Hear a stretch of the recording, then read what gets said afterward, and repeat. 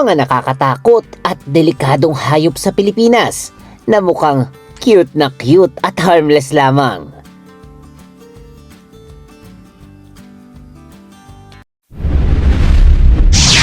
Pinoy's World TV.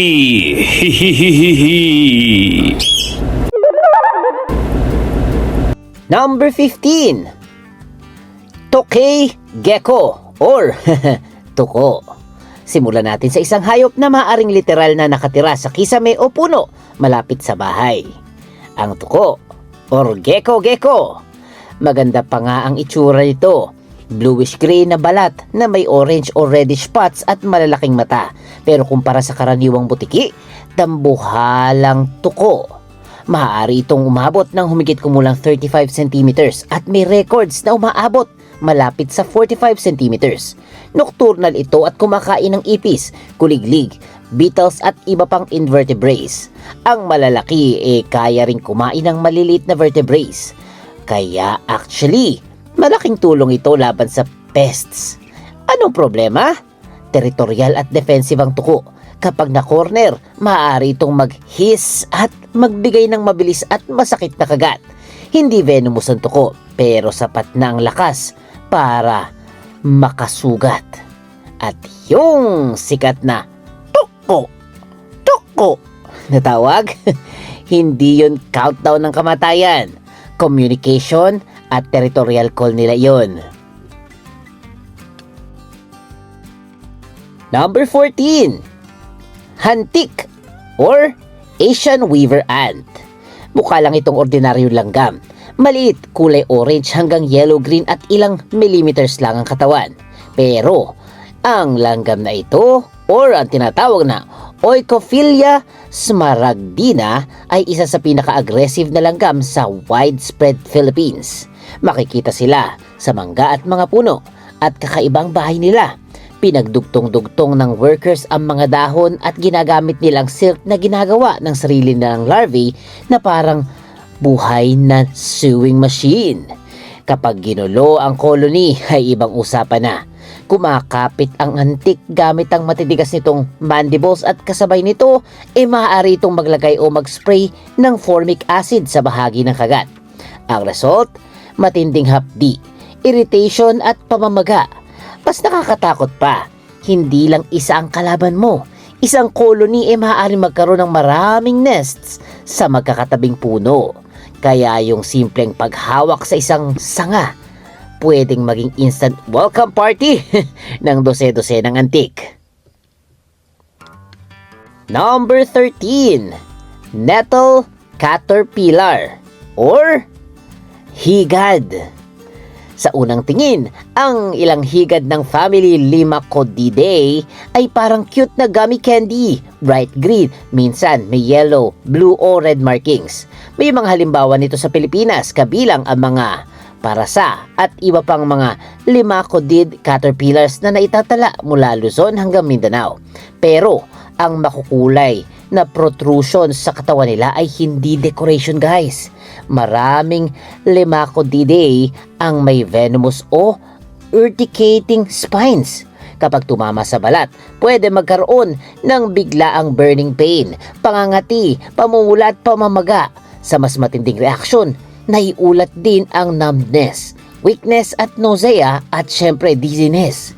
Ang parasa lepida halimbawa isang stinging nettle caterpillar na ang larvae maaaring magdulot ng severe pain at allergic responses.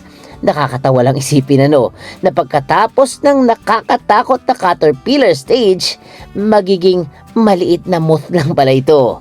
Pero habang higad pa, oh my, hands off talaga tayo, guys. Ang dami ko ng karanasan na ganyan naglalagay pa ako ng suka. Number 12. Longhorn cowfish or baka-baka. Ito naman ang isdang parang ginawa para maging cartoon character. Ang isdang ito na tinatawag ding baka-baka sa Pilipinas ay may box-shaped body, maliliit na bibig at dalawang sungay sa harapan. Para talaga tong miniature na baka na lumalangoy.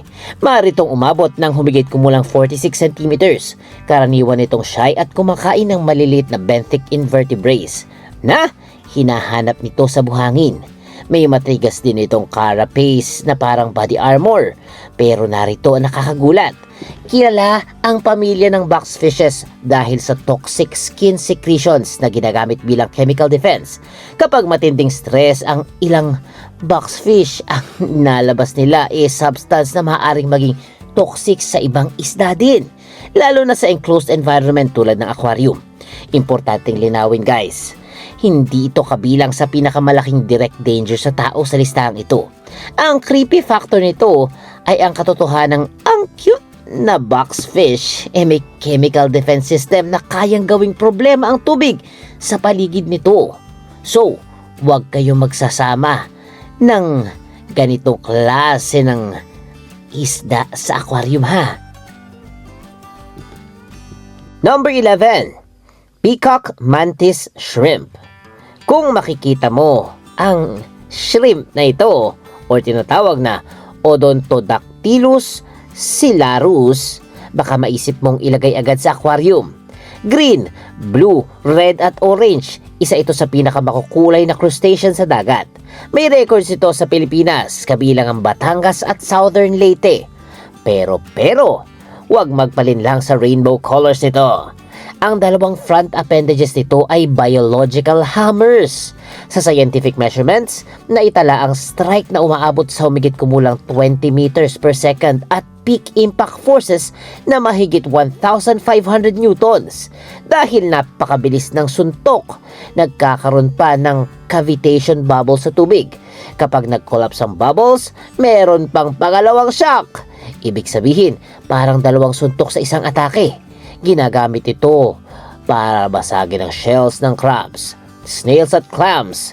May reports din ng mantis shrimp na nakakabasag ng aquarium glass. At karaniwang 4 hanggang 6 years ang lifespan ng peacock mantis shrimps.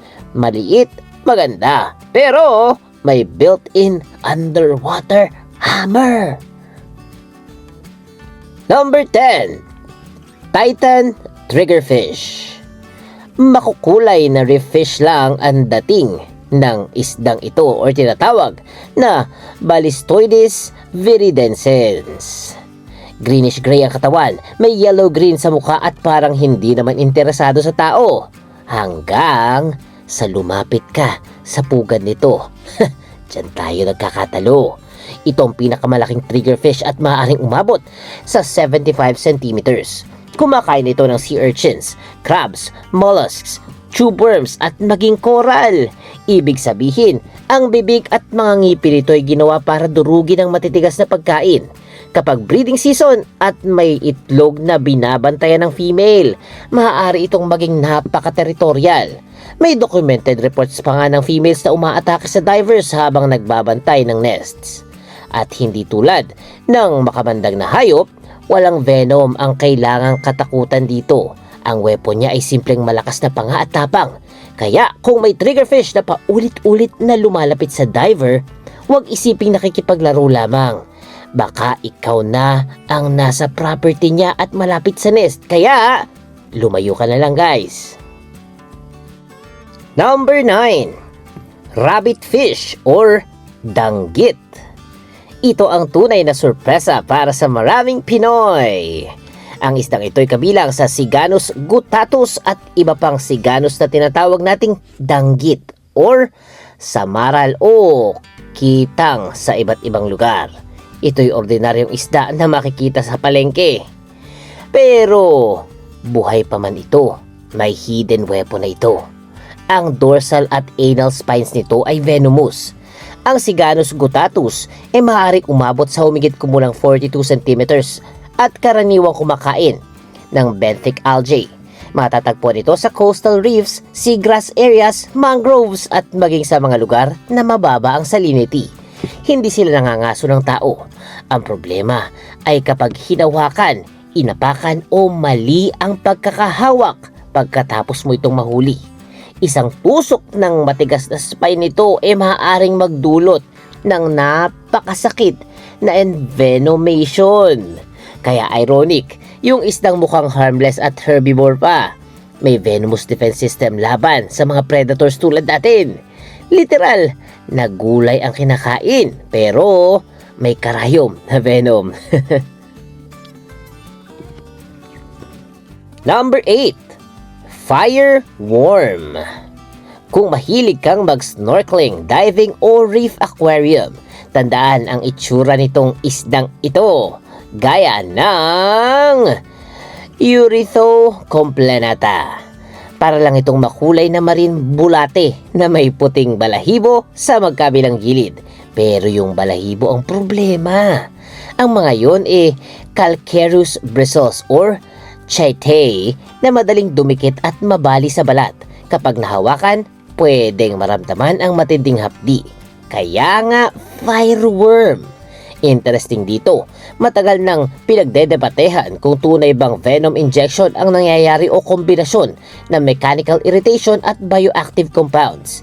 May studies na nakakita ng toxin-related molecules, habang mas lumang anatomical studies hindi nakakita ng classic venom glands. Pero sa taong natusok, academic na ang debate. Masakit talaga. Kadalasan silang nagtatago sa bato at reef crevices at lumalabas para kumain o mag-scavenge. Kaya yung mukhang fluffy underwater worm, huwag kailanman himasin ha. Number 7. Crown of Thorns Starfish. Mukhang mabagal, walang ngipin at hahabol sa'yo. Ano ang nakakatakot dito? Meet the Crown of Thorns Starfish, isa sa pinakasikat na coral predator sa Indo-Pacific at isang malaking problema kapag nagkakaroon ng population outbreaks. Karaniwang nasa 25 hanggang 35 centimeters ang adults, pero may specimens na naiulat na lampas 70 centimeters. Maaari rin itong magkaroon ng hanggang mahigit 20 arms. Kumakain ito ng live hard coral sa kakaibang paraan. Nilalabas ito ang stomach sa ibabaw ng coral at doon dinadigest ang tissue. So, nauubos ang coral. At yung katawan nito punong-puno ng mahabang matutulis na spines. Kapag natapakan o nahawakan, maaaring bumaon ang spines at magdulot ng matinding sakit at inflammatory reaction. May toxic compound siya gaya ng saponins sa tissues nito. Bagamat hindi ito simpleng venom injection tulad ng pangil ng ahas. Mukhang starfish, pero parang starfish na ginawang landmine. May pasabog! Number 6. Striped eel catfish. Ito marahil ang isa sa pinaka-deceptive sa listahan. Kapag juvenile ang striped eel catfish or Plotosus lineatus, nagsasama-sama sila sa napakasiksik na school na maaaring umabot sa humigit kumulang 100 individuals. Para silang cute na gumagalaw na bola ng maliit na striped fish. Pero huwag mong hahawakan! May isang highly venomous serrated spine sa dorsal fin at tig-isang venomous spine sa pectoral fins nito. Maaari silang lumaki ng mahigit 35 centimeters at may reported maximum age na humigit kumulang 7 taon. Ang adults ay naghahalungkat ng buhangin para sa crustaceans, mollusks, worms at maliliit na isda. Mas surprising pa, ito ang tanging catfish species na karaniwang nakatira sa coral reefs. Ang tusok ng kanilang spine maaaring maging extremely painful at medically serious. Rare fatal cases have been reported for this. Kaya, kung may makita kang cute na kumpol ng striped baby catfish habang nagdadive or nag-snorkel, ay look lang, but do not touch. Number 5. Yellow-lipped sea crate. Parang eleganteng black and white ribbon lang na tahimik na lumalangoy ang yellow-lipped sea crate or Laticauda colubrina. At surprisingly, hindi sila kasing agresibo ng iba. In fact, Documented na napaka-reluctant nilang kumagat ng tao. Pero huwag nating ipagkamali ang pagiging kalmado sa pagiging harmless. Ang powerful neurotoxic venom ang species na ito para mabilis na maparalisa ang paborito nitong prey. Mga eel! Mas malalaki ang females na maaaring nasa average na humigit kumulang 1.5 meters samantalang nasa mas maliit naman ang males. At hindi ito pure sea snake ha. Umaahon ito sa lupa para magpahinga, mag-digest, mag-mate, mangitlog at magpalit ng balat. May paddle-shaped tail para sa swimming pero may ventral scales din para gumapang sa lupa. May populations nito sa Pilipinas mula Luzon, Cebu at iba pang islands. Rare ang human bite nito pero kung sakali mangyari, super seryoso ang venom nito. Kaya admire from a distance lang tayo. Number 4. Narrow-lined puffer or butete. May mas cute pa bang mukha kesa sa pufferfish? Parang lagi nagugulat, bilog ang mata, maliit ang bibig at kapag natakot, lalo pang nagiging cute dahil nagpapalaki ng katawan. Pero ang pufferfish ay isa sa pinakamahusay na halimbawa ng cute but dangerous. Ang narrow-lined puffer or Arothron manilensis ay mismong species na makikita sa Pilipinas at maaaring umabot sa humigit kumulang 31 centimeters. Matatagpuan ito sa shallow coastal waters, seagrass beds, lagoons at estuaries at mangroves. Kapag nanganganib, lumalaki ang katawan nito at tumitindig ang maliliit nitong prickles kaya mahirap lunukin ng predator. Pero mas nakakatakot ang chemistry. Fish-based mismo ang naglista bilang poisonous to eat ito. Sa pufferfishes, kilala ang accumulation ng potent neurotoxins at sa Philippine Arothron species, may studies ding nakakita ng saxitoxins. Kaya mahalagang tandaan, poisonous, hindi venomous. Hindi nito kailangang kagating ka. Ang panganib kapag mali ang species o tissue na nakain. Number 3. Flower urchin. Ito ang sea urchin na maaaring mapagkamalang underwater flower arrangement. Ito'y tinatawag ding Toxopneustes pileolus. May makukulay na bilog-bilog na structures na sa ibabaw na parang maliliit na petals. Pero hindi bulaklak ang mga yun ha. Marami sa kanila ay venomous at parang maliliit na movable pincers na pangunahing chemical defense system ng hayop. At native ito sa Philippine waters. Naitala pa ito sa 2011 Philippine Biodiversity Expedition. Sa documented human envenomation, ang contact ay maaaring magdulot ng severe pain. Mas seryosong kaso, naiulat ang fainting, respiratory distress at pansamantalang paralysis o weakness ng ilang bahagi ng katawan. Ito ang dahilan kung bakit napaka-deceptive nito sa ordinaryong sea urchin Kita mong matulis ang spines kaya umiwas ka na, di ba? Sa flower urchin, ang dangerous structures mismo ang dahilan kung bakit mukha itong maganda. Sa ilalim ng dagat, minsan ang pinakamagandang bulaklak ang hindi mo dapat pipitasin. Number 2. Geography cone snail. Ito ang dahilan kung bakit hindi magandang idea ang basta pagpulot ng magagandang shell na may buhay pa sa loob. Okay? Ito'y tinatawag ding Conus geographus. Maaaring napakagandang pattern shell na mukhang perfect souvenir. Yung mga namumulot dyan sa mga beach ha. Ingat, maaari itong umabot sa shell length na humigit kumulang 16.6 centimeters. Pero carnivore ito at isda ang kinakain. Paano makakahuli ng isda ang mabagal na kuhol, ano? May modified tooth itong gumagana na parang miniature harpoon.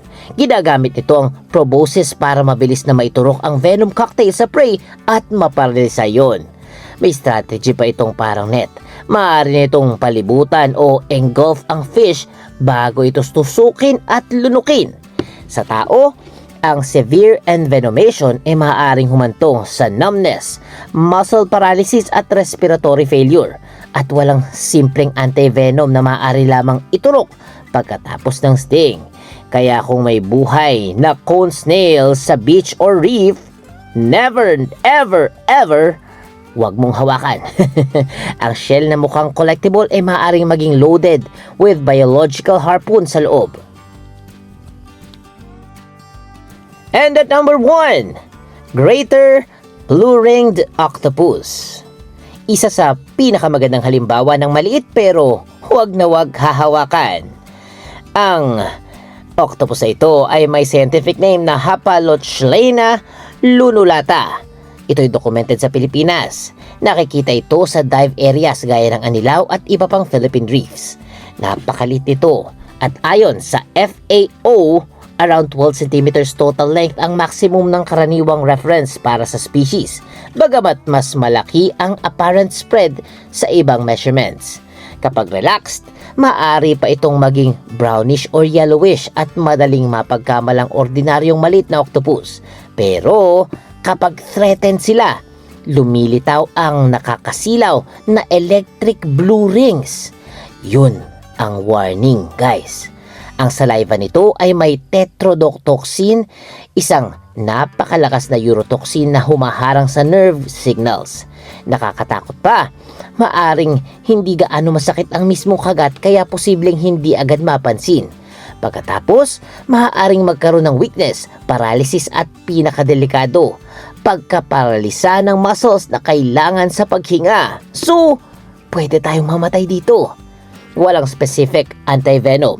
Ang survival ay nakadepende sa mabilis na emergency medical support at assisted ventilation habang hinihintay mawala ang epekto ng toxin. At ano ang pagkain ng maliit na assassin na ito? Siyempre, crabs, shrimps at iba pang maliliit na marine animals. Maganda, maliit, tahimik. Pero kung may isang hayop sa listahang ito na magpapatunay na hindi sukatan ng laki at cute na itsura sa panganib, ay talagang ito na yun. Kaya ito number 1 natin. At yan ang mga animals na cute at akala mong harmless. Yun pala, talagang mapanganib pag hinawakan.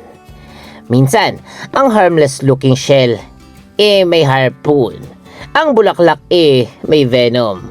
At ang octopus na kasya halos sa kamay mo maaaring maging isa sa pinakadelikadong hayop na mahahawakan mo. Kaya kapag nasa dagat ka o kagubatan, tingnan, hangaan, pero wag basta-basta hahawakan guys ang mga animals, okay?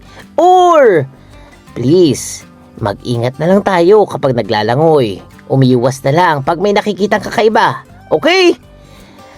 Kung meron kayong mga experience na nasa listahan ng ating animals, please comment naman kung anong karanasan nyo dito. At syempre, please don't forget to like, share, comment at subscribe sa ating maliit na channel. Kasi may Pinoy dyan, may Pinoy doon, may Pinoy dito. At syempre, may Pinoy's World TV!